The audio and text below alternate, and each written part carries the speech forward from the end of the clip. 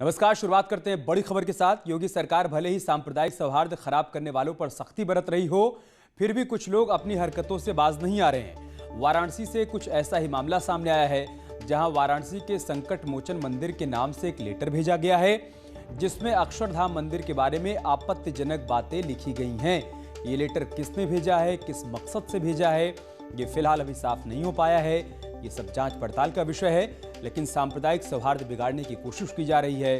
संकट मोचन मंदिर के नाम से लेटर जारी किया गया है और इस लेटर में अक्षरधाम मंदिर के बारे में आपत्तिजनक बातें लिखी गई हैं।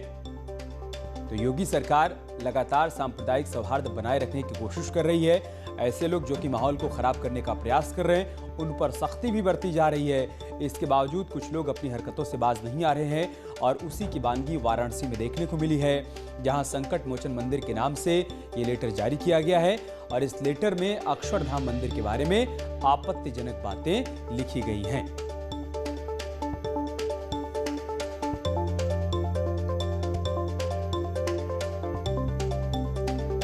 बड़ी खबर हम आपको वाराणसी से बता रहे हैं, जहां पर एक पत्र लिखा गया है संकट मोचन मंदिर के नाम पर और इसमें अक्षरधाम मंदिर के बारे में आपत्तिजनक टिप्पणी की गई है। ये लेटर किसने भेजा है, कहां से भेजा है, इसके पीछे उसका मकसद क्या है, ये सब कुछ जांच का विषय है। पुलिस अब जांच पड़ताल करेगी, लेकिन कुल मिलाकर संकेत बिल्कुल साफ हैं कि इससे माहौल बिगड़ने का प्रयास किया जा रहा है, सांप्रदायिक सौहार्द को बिगाड़ने का प्रयास किया जा रहा है। लगातार सख्ती के बावजूद इस तरह के मामले सामने आ रहे हैं और इसी कड़ी में ये मामला वाराणसी से सामने आया है। ये चिट्ठी भी देखिए आप, संकट मोचन मंदिर के नाम से चिट्ठी जारी की गई है और इसमें अक्षरधाम मंदिर के बारे में आपत्तिजनक बातें लिखी गई हैं। कानपुर की काकादेव थाना क्षेत्र में दो पक्षों के बीच मामूली बात को लेकर विवाद हो गया, जिसके बाद दोनों पक्षों से दर्जनों युवक आ गए और देखते ही देखते पथराव शुरू हो गया। घटना का वीडियो किसी शख्स ने बनाकर सोशल मीडिया पर वायरल कर दिया।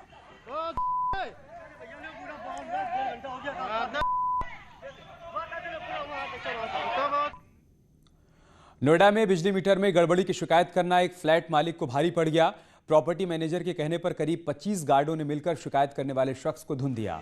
पूरी वारदात वहां लगे सीसीटीवी कैमरे में कैद हो गई। इसके बाद सोसाइटी के लोगों ने हंगामा कर दिया और पुलिस पर केस दर्ज नहीं करने और बिल्डर को बचाने का आरोप भी लगाया। नोएडा सेक्टर 121 की घटना है। इन सभी का आरोप है कि बिजली यूज नहीं करने के बाद भी मीटर की रीडिंग तेजी से भाग रही है। इस बात की शिकायत करने शैलीन माथुर प्रॉपर्टी मैनेजमेंट के ऑफिस गए। इस पर मैनेजर ने अपशब्द कहते हुए गार्ड को बुलवाकर बाहर निकलवाया और जमकर पिटवाया। मैंने यहाँ के मैनेजमेंट के खिलाफ इलेक्ट्रिसिटी करप्शन के कुछ चार्जेस थे, उसके बारे में एक ईमेल भेजा था। उस ईमेल का जब मैं जवाब मांगने गया तो मुझको न सिर्फ मारा गया, 25 लोगों के सामने मेरे कपड़े फाड़ करके, मेरी फैमिली के सामने, सारे रेजिडेंट्स के सामने, सब लोगों के सामने मुझे ज़मीन पे लिटा करके मारा है। यहाँ के जो मैनेजमेंट वाले लोग हैं और अपर मैनेजमेंट और बिल्डिंग के ओनर्स, जितने भी सारे लोग हैं, उन्होंने कुछ नहीं किया है। पुलिस ने अभी तक FIR तक लॉन्च नहीं करी है। इतना समझ में आया है कि उनकी फैमिली के सामने उनको पीटा गया है बाहर में, वो भी 25 सिक्योरिटी गार्ड हैं। सिक्योरिटी गार्ड पब्लिक का प्रॉपर्टी है जो यहाँ रहते हैं। It's not belonging to maintenance department first of all. और कुछ अगर ठीक है किसी का काम नहीं होता तो ऊंचा वाइज हो जाता है, इट्स नॉर्मल थिंग। इसका मतलब ये नहीं कि आप मारोगे, आपको काम डाउन करना है, सेपरेट करना है। That is the point. कोई टेररिस्ट तो है नहीं, रेजिडेंट है। तो ऐसा होगा क्या कि करप्शन को आप कर रहे हो और आपको बता रहे हैं तो आप उल्टा रेजिडेंट को ही मारो। आजमगढ़ में बाइक सवार दो बदमाशों ने BDC की गोली मारकर हत्या कर दी। वो बीजेपी से जुड़े हुए थे। चुनावी रंजिश में गोली मारकर हत्या की आशंका जताई जा रही है। अर्जुन यादव पिछले 2 बार से लगातार क्षेत्र पंचायत सदस्य था। मौके पर पहुंचे पुलिस हत्या की वजह तलाशने की कोशिश कर रही है। परिजनों ने किसी रंजिश से फिलहाल इनकार किया है। 8 बजे लगभग घर जा रहे थे। गांव में मतलब पौनी से 1 किलोमीटर दूर है। वहाँ जब क्रॉस करने लगे मोड़ पे अपने, उसके पहले में जो है, अब कौन लोग गोली मारे कोई देखा नहीं। और एक बड़ी खबर मुजफ्फरनगर से आ रही है, जहां पर 2 अलग अलग जगहों पर पुलिस के बदमाशों के साथ मुठभेड़ हो गई। बदमाशों से पुलिस का आमना सामना हुआ है 2 अलग अलग थाना क्षेत्रों में। दोनों घटनाओं में 3 बदमाश गिरफ्तार किए गए हैं। 6 लाख का गांजा और कार बरामद की गई है। दूसरी मुठभेड़ में लुटेरा गोली से घायल हो गया है। बदमाशों के पास से 3 तमंचे और कार भी बरामद की गई है। मुजफ्फरनगर से बड़ी खबर में आपको बता रहे हैं, जहां पर इनपुट के आधार पर पुलिस ने बदमाशों की घेराबंदी की और इसी दौरान पुलिस और बदमाशों का आमना सामना हो गया। संवाददाता बिनेश पवार हमारे साथ जुड़ चुके हैं। बिनेश, क्या जानकारी इन दोनों ही घटनाओं के बारे में? बिनेश से हमारा संपर्क टूट गया है, लेकिन पुलिस का ऑपरेशन क्लीन जारी है। इसी कड़ी में मुजफ्फरनगर में पुलिस को इनपुट मिला था बदमाशों के बारे में, जिसके बाद पुलिस ने घेराबंदी की। बदमाशों ने भी फायरिंग कर दी। जवाबी फायरिंग में एक बदमाश घायल हुआ है। पुलिस ने 3 बदमाशों को गिरफ्तार किया है दोनों ही घटनाओं में, और उनके पास से 3 तमंचे बरामद किए हैं। साथ ही इनसे पुलिस पूछताछ कर रही है ताकि इनके गिरोह के अन्य सदस्यों के बारे में जानकारी इकट्ठा की जा सके।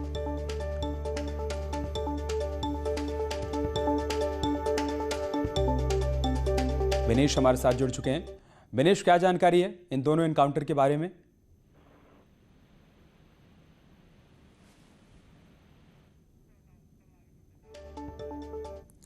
फतेहपुर से खबर है, जहां पर युवती के साथ दरिंदगी सामने आई है। इतना ही नहीं, विरोध करने पर उसे जान से मारने की कोशिश भी की गई है। फतेहपुर से बड़ी खबर में आपको बता रहे हैं, युवती के साथ दरिंदगी हुई है, विरोध करने पर जान से मारने की कोशिश हुई है। आरोपी युवक मौके से फरार हो गया है। पीड़िता को अस्पताल में भर्ती करवाया गया है। घटना के बाद सीमा विवाद में पुलिस उलझी रही, ऐसे आरोप भी लग रहे हैं। ये बड़ी खबर हम आपको बता रहे हैं फतेहपुर से, जहां पर युवती के साथ दरिंदगी की बात सामने आई है और बताया जा रहा है कि विरोध करने पर उसे जान से मारने की कोशिश भी की गई है। पीलीभीत में 5 साल की बच्ची के साथ दरिंदगी का मामला सामने आया है। बच्ची को जिला अस्पताल रेफर किया गया है। यहां उसकी हालत बेहद गंभीर बनी हुई है। आरोप के मुताबिक युवक ने बच्ची को बंधक बनाकर उसके साथ दुष्कर्म किया। बच्ची के शोर मचाने पर जब ग्रामीण मौकाए वारदात पर पहुंचे तो आरोपी वहां से भागने लगा, लेकिन ग्रामीणों ने खदेड़ कर उसे पकड़ लिया और बाद में पुलिस के हवाले कर दिया। ग्रेटर नोएडा में पुलिस ने नाबालिग से रेप के मामले में 2 आरोपियों को गिरफ्तार किया है। आरोप के मुताबिक लड़की के घर के सामने रहने वाले 2 युवकों ने रेप की घटना को अंजाम दिया। पुलिस ने पीड़िता के परिजनों की शिकायत पर मामला दर्ज कर दोनों को जेल भेज दिया है। पुलिस अब आरोपियों को जल्द से जल्द सजा दिलाने के मामले की सुनवाई फास्ट ट्रैक कोर्ट में कराने की तैयारी कर रही है। यह सूचना उनकी माता द्वारा दी गई थी और सूचना प्राप्त होने पर इस पर तुरंत मुकदमा लिख लिया गया था। दोनों अभियुक्तों को पुलिस द्वारा हिरासत में ले लिया गया है और पीड़िता को मेडिकल के लिए भेजा गया है। बाकी सभी विधिक कार्रवाई प्रचलित है। गौतम बुद्ध नगर पुलिस कमिश्नरेट में हम प्रयास कर रहे हैं कि पॉक्सो से संबंधित सभी प्रकरणों में फास्ट ट्रैक रूप से इन्वेस्टिगेशन को समाप्त करें और इस प्रकरण में भी यह सुनिश्चित किया जाएगा। आज उत्तर प्रदेश राज्य सड़क सुरक्षा परिषद की बैठक बुलाई गई है। सीएम योगी के आवास पर शाम 6 बजे बैठक बुलाई गई है। इसमें परिवहन मंत्री अशोक कटारिया, प्रमुख सचिव परिवहन, मुख्य सचिव आर.के. तिवारी समेत कई आलाधिकारी मौजूद रहेंगे। चर्चा की जाएगी सड़कों की व्यवस्था को कैसे और दुरुस्त किया जाए। तो बेहद अहम बैठक आज सीएम आवास पर शाम 6 बजे बुलाई गई है। राज्य सड़क सुरक्षा परिषद की बैठक होगी, जिसकी अध्यक्षता सीएम योगी करेंगे। सीएम आवास पर यह बैठक होगी और इसमें परिवहन मंत्री अशोक कटारिया, प्रमुख सचिव परिवहन, मुख्य सचिव आर.के. तिवारी भी मौजूद रहेंगे। साथ ही परिवहन विभाग से जुड़े कई अधिकारी भी इस बैठक का हिस्सा होंगे। केंद्रीय मंत्री रामविलास पासवान का आज पटना के दीघा घाट पर अंतिम संस्कार किया जाएगा। पूरे राजकीय सम्मान के साथ उनका अंतिम संस्कार होगा। केंद्र सरकार ने उनके सम्मान में राजकीय शोक की घोषणा भी की है। इस दौरान राष्ट्रीय ध्वज आधा झुका रहेगा। लोक जनशक्ति पार्टी के संस्थापक और मोदी सरकार में उपभोक्ता मामलों, खाद्य और नागरिक आपूर्ति मंत्री रामविलास पासवान का एम्स में निधन हो गया। पासवान की हाल ही में हार्ट सर्जरी हुई थी। वो 74 साल के थे। एलजेपी के अध्यक्ष उनके बेटे चिराग पासवान ने ट्वीट कर पिता के निधन की जानकारी दी। चिराग ने लिखा, पापा अब आप इस दुनिया में नहीं हैं, लेकिन मुझे पता है आप जहां भी हैं हमेशा मेरे साथ हैं। मिस यू पापा। 1989 में पहली बार रेल मंत्री बने। 1996 में भी रेल मंत्री बने। 1999 में अटल सरकार में संचार मंत्री रहे। 2002 में कोयला मंत्री बने। 2014 में फूड प्रोसेसिंग और 2019 में उपभोक्ता मामलों के मंत्री बने। रामविलास पासवान अभी राज्यसभा से सांसद थे और वो पिछले 32 सालों से बिहार के हाजीपुर का प्रतिनिधित्व कर रहे थे। पासवान के पास 6 प्रधानमंत्रियों के साथ काम करने का अनोखा रिकॉर्ड है। पीएम मोदी और सीएम योगी के साथ देश के कई बड़े नेताओं ने उनके निधन पर दुख जताया है। देश भर के प्रदूषित शहरों में मेरठ ने 9वां स्थान हासिल किया है। पश्चिमी यूपी के 3 शहरों का प्रदूषण की लिस्ट में आने से अधिकारियों के होश उड़े हुए हैं। इसलिए जिलों में प्रदूषण कम करने के लिए पॉल्यूशन कंट्रोल बोर्ड ने गन्ना के कोल्हुओं पर शिकंजा कसना शुरू कर दिया है।